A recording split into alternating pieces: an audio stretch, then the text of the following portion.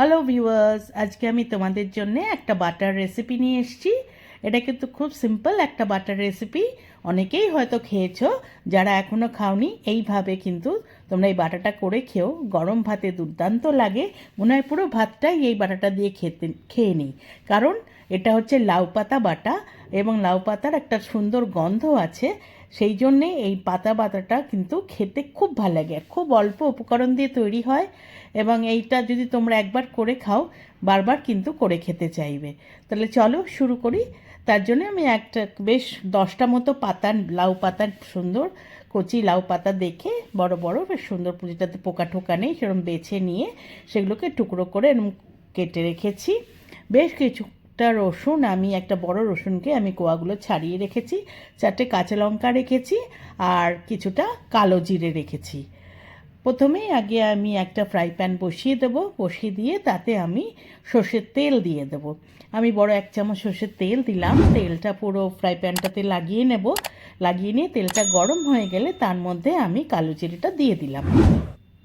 কালো জিরেটা একটু ভাজা হলে, গন্ধ বেরোলে তার মধ্যে রসুনটা দিয়ে দিলাম। রসুনটা দিয়ে একটু নাড়াচাড়া করতে হবে। রসুনটা একটুখানি ভাজা ভাজা হবে। রসুনটা একটু ভেজে নিয়ে তার মধ্যে যে লঙ্কাগুলো রেখেছিলাম সেগুলোকে ভেঙে ভেঙে আমি দিয়ে দিলাম। দিয়ে রসুন কাঁচা লঙ্কা একটু ভাজা করে নিয়ে তার মধ্যে এবার পাতাগুলো আগে আমি তেলের মধ্যে দিয়ে একটু ভাজা ভাজা করে নেব। কাঁচা পাতা যদি এমনি বাটা হয় সেটাতে একটা গন্ধটা অতটা ভালো আসবে না, কিন্তু এইভাবে যদি তোমরা পাতাটা ভেজে নিয়ে করো তাহলে কিন্তু খুব ভালো হয় খেতে। একবার এইভাবে করে খেয়ে দেখো। পাতাগুলো একটু তেলের মধ্যে নাড়াচাড়া করে নিয়ে ভালো করে সব কিছুর সঙ্গে মিশিয়ে নিয়ে তার মধ্যে আমি নুন দিয়ে দিলাম অল্প। আমি 1/2 চামচ মতো নুন দিলাম। নুনটা এবার দিলে কি হবে, পাতার থেকে জল বেরিয়ে যাবে, পাতাটা নরম হয়ে যাবে। তাই নুনটা সব কিছুর সঙ্গে পাতার সঙ্গে মিশিয়ে নিয়ে ওপর নিচ করে নিয়ে এবার আমি ঢাকা দিয়ে এটাকে আমি 2 থেকে 3 মিনিট রাখবো। 3 মিনিট পরে খুলেছি, দেখো সমস্ত পাতা মজে গেছে একদম। পাতাগুলো দেখো মজে একদম নরম হয়ে গেছে, দেখাই যাচ্ছে। আর পাতার থেকে অনেক জল বেরিয়ে গেছে। এবার আমি একটু নাড়াচাড়া করে এই জলটা একটু শুকিয়ে নেব। একটু কিছুক্ষণ 1-1.5 মিনিট মতো একটু নাড়াচাড়া করলেই কিন্তু এই জলটা শুকিয়ে যাবে। জলটা শুকিয়ে গেলে তারপরে আমি এটাকে ঠান্ডা হতে দেব। ঠান্ডা হলে তবে এটাকে আমি বাটবো। দেখো অনেকটাই জল শুকিয়ে গেছে। পুরো এরকম জল শুকিয়ে গেলে এইবার আমি গ্যাসটা বন্ধ করে দেব, দিয়ে এইটাকে আমি ঠান্ডা করে নেব। ঠান্ডা হয়ে গেলে এবার একটা মিক্সির বাটি নিয়ে তার মধ্যে এই যেটা যেটা আমি তৈরি করলাম এটাকে দিয়ে দিলাম। সমস্ত কিছু দেওয়া হয়ে গেলে আমি এবার এটাকে একটা, কোনো জল দেব না, সুন্দর একটা মিহি পেস্ট করে আমি বেটে নিতে হবে আমাকে। সমস্ত কিছু আমি দিয়ে দিয়েছি, দেখো মিক্সি বাটিটাতে ঢাকা দিয়ে এবার আমি এটার একটা পেস্ট তৈরি করে নেব। দেখো এরমভাবে পেস্টটা তৈরি হবে, কত সুন্দর কালার এসছে। এইবার আমি ফ্রাই প্যানটায় আবার আমি গ্যাসে বসিয়ে দিয়ে আবার বড় 1 চামচ সর্ষের তেল দিয়ে দিলাম। এই তেলটাও আবার গরম হলে তার মধ্যে আরেকটুখানি আমি কালো জিরে দিয়ে দেবো। কালো জিরেটাও একটু ভাজা হলে, গন্ধ বেরোলে তার মধ্যে এবার যে আমি বাটলাম যেটা মিক্সিতে, সেইটা আমি তেলের মধ্যে দিয়ে দিলাম। মিক্সির বাটিটা ধুয়েও একটু জল দিয়ে দিলাম।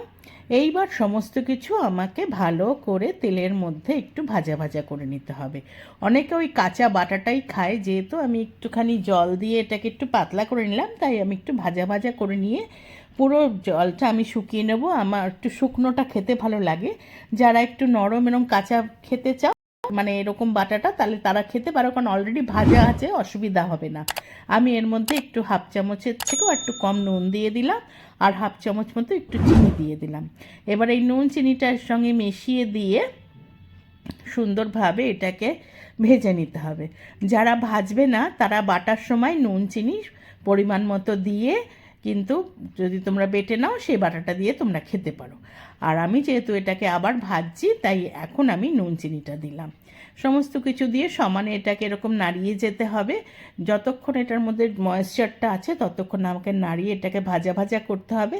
বেশ সুন্দর ভাজা ভাজা হয়ে দেখো রং চেঞ্জ হয়ে গেছে, দেখে বোঝা যাচ্ছে সমস্ত ময়েশ্চার কিন্তু শুকিয়ে গেছে, জিনিসটা বেশ শুকনো হয়ে এসছে। ফ্রাই প্যান থেকে মোটামুটি ছেড়ে আসছে। এই অবস্থায় আর একটু নাড়াচাড়া করে নিলেই আমার এই বাটাটা কিন্তু হয়ে যাবে। দেখো এক জায়গায় জমাট হয়ে গেছে, আমার এই বাটাটা রেডি হয়ে গেছে। আমি একটা সার্ভিং প্লেটে সার্ভ করে দিয়েছি। গরম ভাতে দুর্দান্ত লাগে খেতে, একবার এইভাবে করে খেয়ে দেখো, আশা করি তোমাদের ভালো লাগবে। অনেকেই হয়তো খাও, যারা খাওনি একবার করে এইভাবে খেয়ে দেখো। আর আমার রান্নাটা যদি তোমাদের ভালো লেগে থাকে একটা লাইক করো, কমেন্ট করো, শেয়ার করো। যারা এখনও আমার চ্যানেলটা সাবস্ক্রাইব করোনি প্লিজ সাবস্ক্রাইব করে দিও, পাশে থাকা বেল আইকনটা প্রেস করবে, তাহলে আমার তৈরি সমস্ত রান্নার নোটিফিকেশন তোমাদের কাছে পৌঁছে যাবে। আবার নতুন নতুন রান্না নিয়ে তোমাদের কাছে আসবো। আজকে তাহলে চলি, তোমরা সকলে ভালো থেকো, টাটা।